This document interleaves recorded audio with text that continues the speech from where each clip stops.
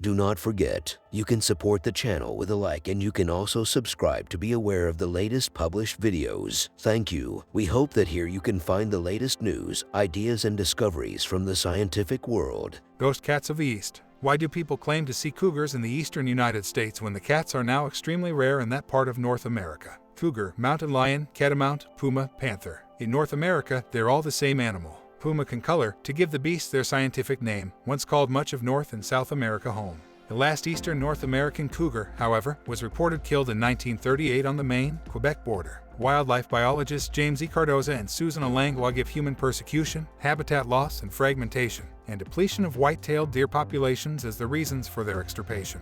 Deer, a big part of the cougar diet, have certainly come back, but the cats themselves are now extremely rare and newsworthy east of the Mississippi, north of Florida, and south of Canada. Yet people claim to see them all the time in the eastern U.S. Thousands of sightings have been claimed since the 1950s. What's going on? As with aliens and supernatural manifestations, some people want to believe that the truth is out there, walking on big cat feet. Credulity, lack of direction, and absence of scientific rigor contribute to the disarray and distrust that characterize cougar investigations in eastern North America, write Cardoza and Langlois. As with aliens and supernatural manifestations, some people want to believe that the truth is out there, walking on big cat feet. Such desire can play strange tricks on perception, while the rejection of that perception by officials and scientists can feed into conspiracy theories. The need to see cougars may stem from the fact that they symbolize the wild like few other animals. Cougars can, after all, eat you, although that contingency is a remote one. In the last 100 years, there have been 126 documented cougar attacks on people in the U.S., 27 of them fatal.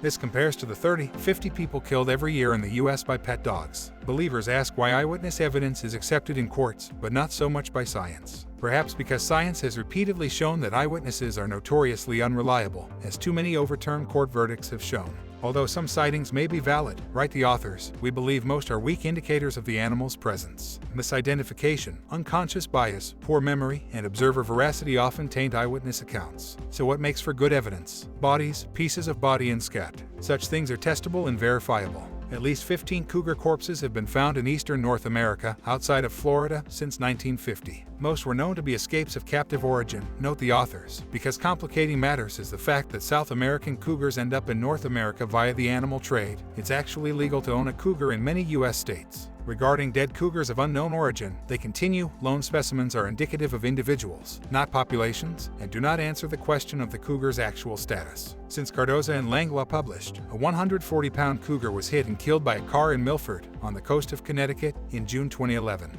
The cat wasn't overweight, declawed, or microchipped, all evidence of pet status. In fact, the animal was genetically traced to the small population of cougars in the Black Hills of South Dakota. A young male, he had wandered 2,000 miles east. It developed, the same cat Wisconsin officials had been tracking in 2010, the genetic identification confirmed by hair and scat samples. This suggested a northern route through Canada and then down through upstate New York before the fateful car accident. So seeing a cougar in the east is not an impossibility. It may become more of a possibility as wandering individuals team up to repopulate territory rich again in deer. But phantom big cats continue to outnumber the flesh, blood, and porcupine quill-jabbed fur of real ones. Coyotes, domestic dogs, house cats, and fishers, among others, are still being misinterpreted or upgraded as the legendary catamount, the great cat of the mountain.